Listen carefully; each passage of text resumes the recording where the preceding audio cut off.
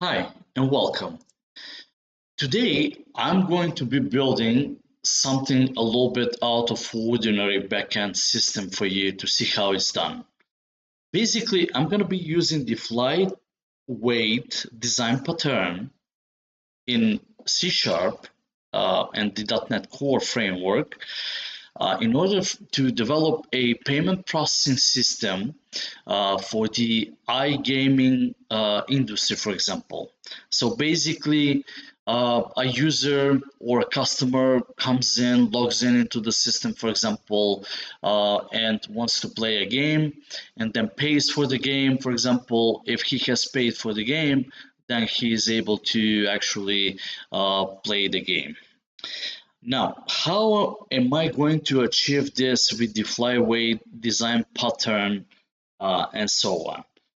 We all know that the flyweight design pattern is not much used outside actually in the practice when somebody is developing actually such systems. But once we finish actually this payment processing system architecture, you'll come to understand actually that it's very easy to design it. It's very robust and scalable system, and actually at the end you will appreciate the knowledge that you're going to gain and confidence actually to build something similar on your own. So, what is the flyweight design pattern in a nutshell? I mean, what is it really? So, the flyweight design pattern basically shares supports for a lot of objects efficiently, right? And basically, the flyweight design pattern uh, is shared many times actually by different clients, and that's actually achieved very easy. But how do we do this? So what is it really? So we have a fly. Let's kind of get to the domain design actually of the flyweight design pattern. So we have a flyweight, right? And so basically this is where we declare an interface uh, so that through which actually flyweights can receive and act on uh, for example, and iterate through other actually uh, basically classes and which we are going to create. So we're going to have to introduce as well a concrete flyweight, flyweight, and then we're going to have to introduce a unshared concrete flyweight, which is not usually used, and then we're introducing the flyweight factory where things are going to happen really, and then we have the client or the actually where we activate or push all the functionality from our backend. So basically this is what we're going to do here, do things here. So this is our client. Okay, all right, before we get there, I know it's a little bit abstract at this point, but then once we start developing actually the system, you will come to understand that it's very easy to apply it and to really do things. Okay, so first of all, I will start by with the creation of our interface, which is this guy right here, the flyweight interface, right? And I'm gonna call it iGames for playing. Okay, iGames for playing. Okay, and that's going to be a public interface, right?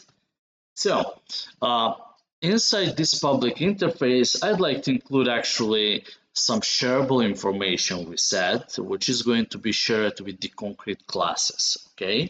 Which we're going to create after the interface. The concrete classes are pretty much our games, our products. So we could have, we said that I'm specifically aiming this small project to the iGaming industry. So basically we could have casino games or card games, okay? Integer, game ID, for example, get set. All right. And then I'm going to include another one, a string, another property, which I'm going to call game name.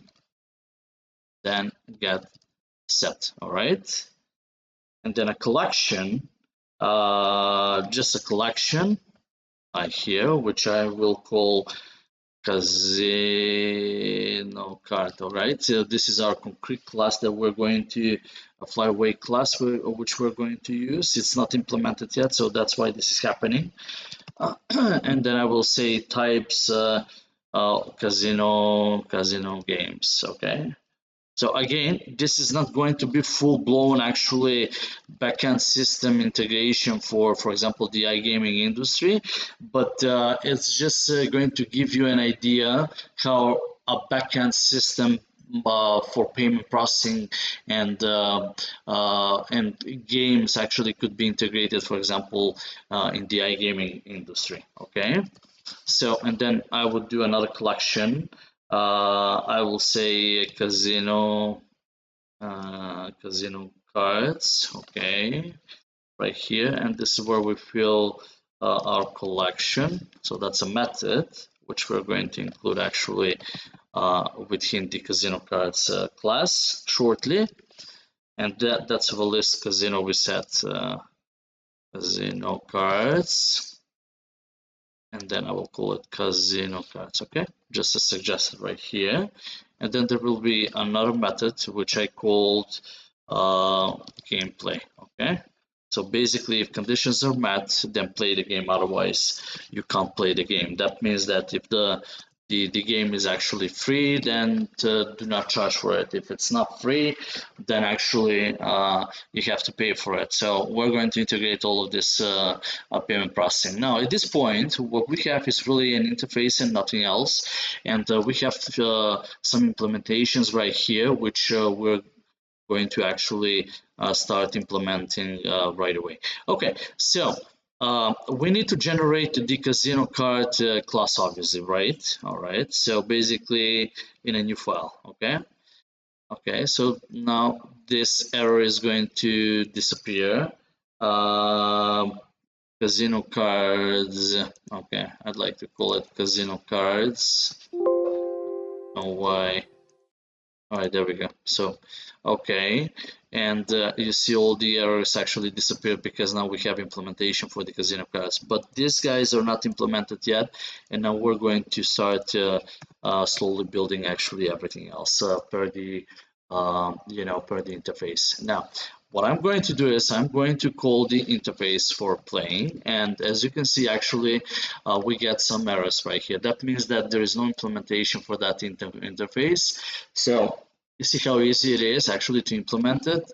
Um, Again, one other thing is that the course assumes some knowledge in C# development.